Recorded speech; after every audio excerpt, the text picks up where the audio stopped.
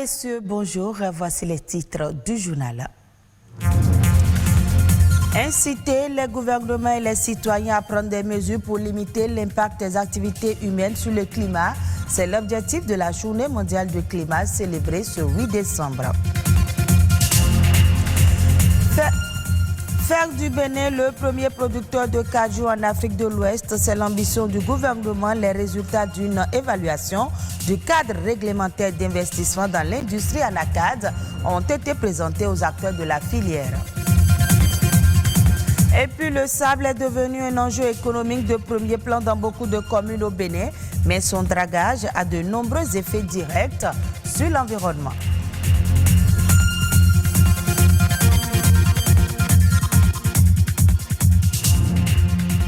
Aujourd'hui, 8 décembre, c'est la journée mondiale du climat. C'est une initiative de plusieurs organisations non gouvernementales. C'est donc une occasion de rappeler la menace bien réelle du réchauffement climatique et la nécessité d'agir pour en limiter les effets. Suivez plutôt. Le climat change constamment et ces changements se font à une vitesse jusque-là inégalée. L'accélération des changements climatiques est causée par l'augmentation de la concentration des gaz à effet de serre dans l'atmosphère. Le climat, c'est l'ensemble des conditions météorologiques qui caractérisent l'atmosphère au-dessus d'un lieu. C'est la pluie, les précipitations, les vents et l'humidité. Mais l'atmosphère n'a pas de frontières, de sorte que les gaz qui sont rejetés dans l'atmosphère au Japon, aux États-Unis et en Chine, un peu partout, nous recevons les effets de ces gaz-là chez nous. Les changements climatiques affectent tous les pays et le Bénin n'est pas épargné. Quand vous observez au niveau du Bénin, les saisons ont connu ce que nous appelons des décalages. C'est-à-dire, nous avons des retards au niveau des pluies. Et il y a des excès pluviométriques. Et c'est ça qu'on appelle les excès, n'est-ce pas, hydroclimatiques. C'est-à-dire, au moment où il doit pleuvoir, il ne pleut pas. Il pleut au moment où on ne l'attend pas.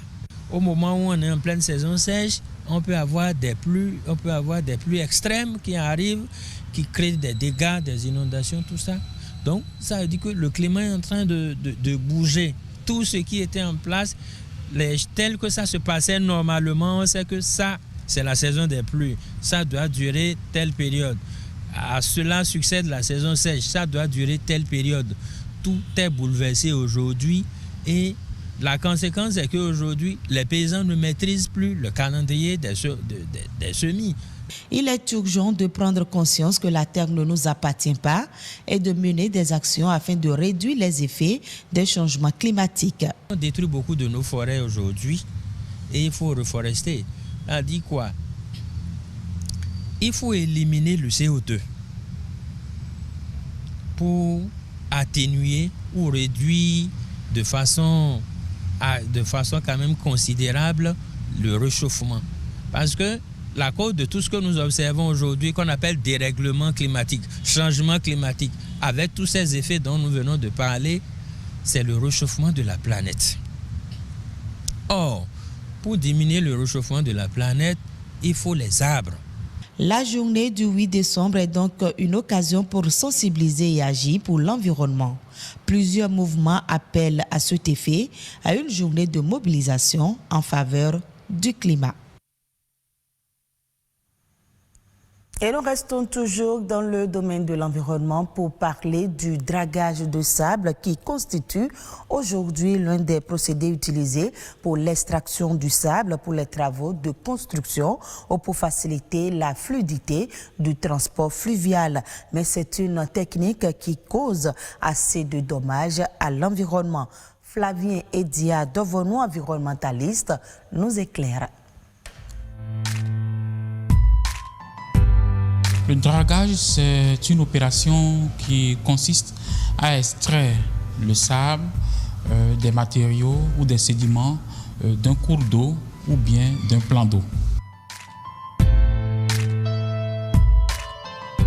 On peut procéder au dragage d'un plan d'eau lorsque le plan d'eau est comblé.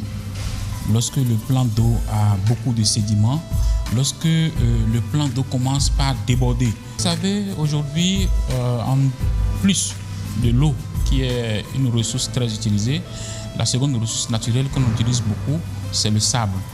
Sa consommation est d'environ 15 milliards de tonnes par an. Donc, il s'agit d'un bien indispensable pour la construction. Le dragage de sable, lorsqu'il n'est pas bien fait, peut contribuer au déséquilibre de l'écosystème aquatique. Vous savez, dans un lac, par exemple, il y a des poissons et des endroits où on fait beaucoup de dragage. Quand je prends le cas du lac Nokwe, au niveau de Bonou, au niveau de Adjoum, au niveau de Soava, il y a des gens qui font beaucoup de dragage, n'est-ce pas? Dans ces endroits-là, vous n'allez pas avoir des poissons parce que l'endroit est tout le temps en mouvement, l'eau est tout le temps agitée, les poissons fuient ces endroits. Le dragage, lorsqu'il n'est pas fait dans de bonnes conditions, amène à un approfondissement du cours d'eau ou du plan d'eau.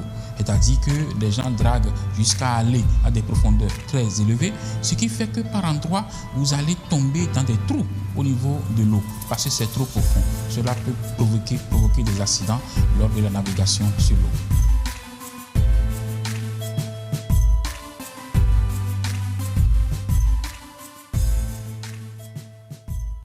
Autre élément dans ce journal, le gouvernement ambitionne de faire du Bénin le premier producteur de cajou en Afrique de l'Ouest. Pour atteindre cette vision, l'Agence pour la promotion des investissements et exportations APIES a initié une évaluation du cadre réglementaire d'investissement dans l'industrie ANACAD. Les résultats de cette étude réalisée en partenariat avec Bénin Kajou ont été présentés lors d'un atelier de validation aux acteurs de la filière. Plus de précisions avec Nadège Omolade-Sani et Edmond Rongbo. Il est le deuxième produit d'exportation du Bénin après le coton et seulement 10% de la production locale est transformée par les industries béninoises. Le gouvernement nourrit l'ambition de faire du cajou un produit prisé, améliorer la valeur ajoutée de cette filière et atteindre une transformation locale de 50%. C'est donc pour promouvoir le secteur et atteindre cet objectif du gouvernement que l'Agence pour la promotion des investissements et des exportations APIES a initié une évaluation du cadre réglementaire d'investissement dans l'industrie de l'ANACAD au Bénin. Les résultats de ce diagnostic viennent d'être présentés aux acteurs de la filière. Ce document sera pour nous la base sur laquelle nous allons nous appuyer pour faire des recommandations au gouvernement, pour élaborer à l'issue des travaux les éléments d'ordre réglementaire ou même légal, c'est-à-dire qu'on pourrait aller jusqu'à une retouche en fait des lois, et également de la réglementation et des arrêtés. L'Afrique de l'Ouest est reconnue comme étant la première zone de production de noix brutes de cajou dans le monde. Mais le constat est que les dites noix sont transformées en Asie et consommées en Europe, en Amérique du Nord et en Asie. C'est pour cette raison que les États-Unis soutiennent la promotion de la filière au Bénin qui a bénéficié depuis 2015 des financements du gouvernement américain.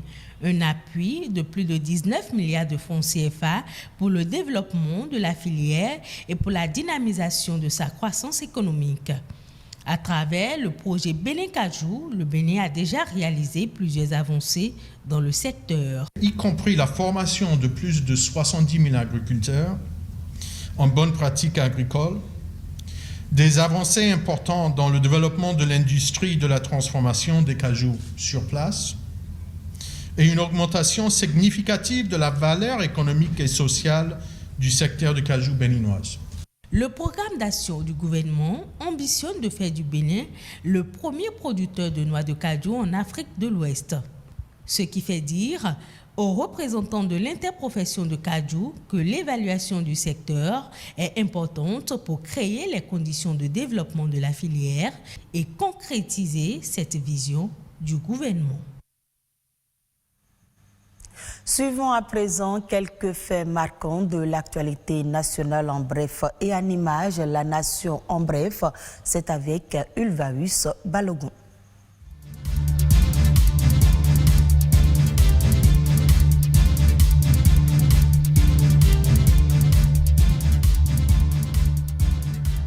Selon la note de conjoncture économique régionale de la Commission de l'Union économique et monétaire ouest-africaine UEMOA, la production vivrière au Bénin pour la campagne agricole 2019-2020 est de 11 139 820 tonnes, soit une augmentation de 3,6% par rapport à la campagne antérieure. Avec une telle production, le Bénin est le 3e pays de l'Union économique et monétaire ouest-africaine dont la production a connu une hausse après le Burkina Faso et le Mali. En matière d'exportation, le Bénin est le 6e pays avec un taux de 2,6%.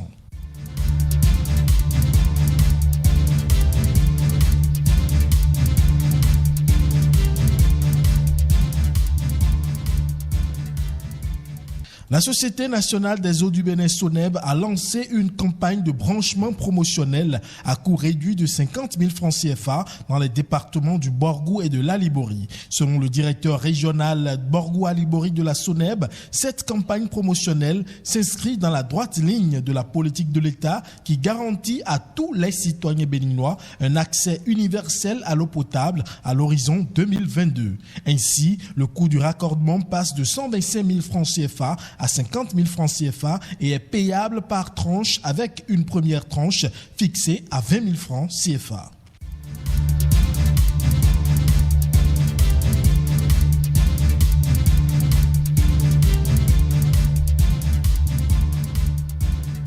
L'OCOSA abrite depuis la semaine dernière la phase pilote du volet formation du projet Assurance pour le renforcement du capital humain Arche.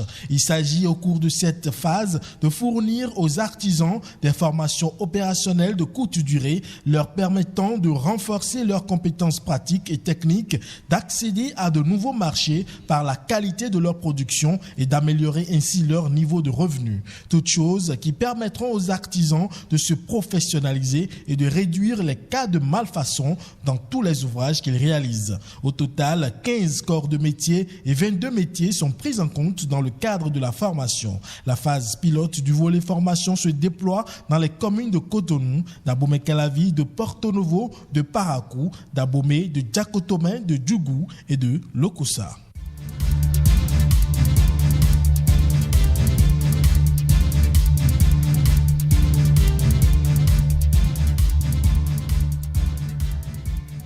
La consommation mondiale d'huile de palme pourrait fléchir en 2021. Selon les analystes, l'appréciation continue des coûts de la matière première liée à l'insuffisance de l'offre pourrait réduire les achats de la matière première qui représente la plus abondante des huiles végétales.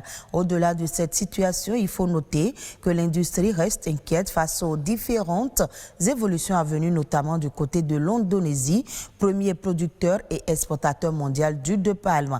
Le pays envisage en effet d'imposer à partir du 10 décembre de fortes taxes à l'exportation afin de générer des devises et profiter de l'utilisation de l'huile de palme dans la fabrication du biodiesel. D'après certains observateurs, cette situation pourrait encore constituer une source importante de la volatilité pour les prix en 2021, encore plus que ce qui a été enregistré cette année. Pour rappel, l'Indonésie et la Malaisie ont produit près de 62 millions de tonnes d'huile de palme pour la campagne 2019-2020, soit 85% du stock mondial. Et ce sera tout pour ce journal que vous pouvez suivre à nouveau sur le www.ortb.bj. Merci à vous de nous avoir suivis. Je vous retrouve à 19h45 pour d'autres informations.